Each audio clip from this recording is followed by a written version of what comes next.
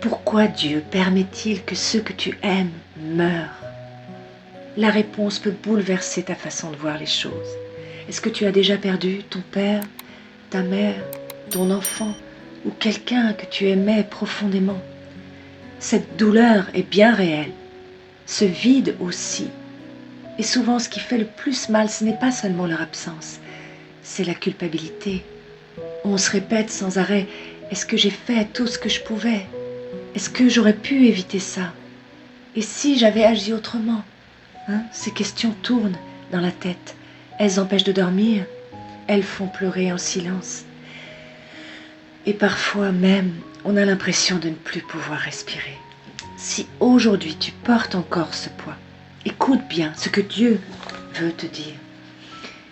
Dieu dit, ce à quoi ressemblent les circonstances de la naissance et de la mort des gens est lié aux prédéterminations du Créateur. C'est la destinée d'une personne, le destin d'une personne. Puisqu'il y a de nombreuses explications à la naissance d'une personne, la mort d'une personne doit aussi se produire nécessairement dans diverses circonstances particulières. Ainsi, les différentes durées de vie des gens et les différentes manières et heures de leur mort sont apparues au sein de l'humanité. Certaines personnes sont fortes et en bonne santé, mais meurent jeunes. D'autres sont faibles et maladives, mais vivent jusqu'à un âge avancé et meurent paisiblement. Certaines meurent d'une mort non naturelle, d'autres de mort naturelle. Certaines meurent loin de chez eux, d'autres ferment les yeux pour la dernière fois avec leurs proches à leur côté.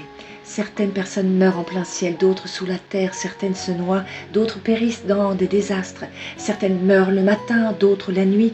Tout le monde veut une illustre naissance, une vie brillante et une mort glorieuse, mais personne ne peut dépasser sa propre destinée. Personne ne peut échapper à la souveraineté du Créateur. C'est le destin humain. Amen. Peut-être que depuis des années, tu te reproches la disparition d'un être cher.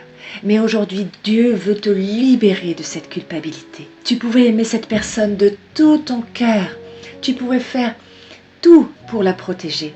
Mais tu ne pouvais pas décider du moment où elle quitterait cette terre, parce que la vie et la mort de chacun sont entre les mains de Dieu. Peut-être que tu ne comprends toujours pas pourquoi cette personne est partie. Mais Dieu veut te dire une chose, ne continue plus à porter un fardeau qu'il ne t'a jamais demandé de porter. Dieu ne veut pas que tu restes prisonnier de la culpabilité. Il veut te conduire dans sa paix. Le départ d'un être aimé ne nous rappelle pas seulement la douleur de la séparation, il nous rappelle aussi que notre vie sur cette terre est limitée. Un jour, chacun de nous quittera ce monde.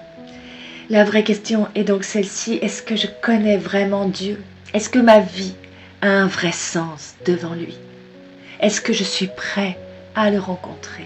Si ce message a parlé à ton cœur, écris dans les commentaires, Seigneur, aide-moi à déposer ce poids entre tes mains. Amen. Et partage cette vidéo avec une personne qui souffre encore de la perte d'un être cher. Peut-être que ces paroles lui apporteront un peu de paix. Si tu désires vraiment connaître Dieu et découvrir ce qu'il révèle sur la vie, la mort, l'espérance éternelle et le retour du Seigneur, tu peux rejoindre gratuitement notre groupe d'études bibliques en ligne. Chaque soir, nous lisons la parole de Dieu, nous prions et nous cherchons les réponses que Dieu donne aux grandes questions de la vie. Le lien est dans ma bio où tu peux aussi écrire directement sur WhatsApp. Que Dieu console ton cœur, te donne sa paix et te conduise jusqu'au jour où tu le rencontreras.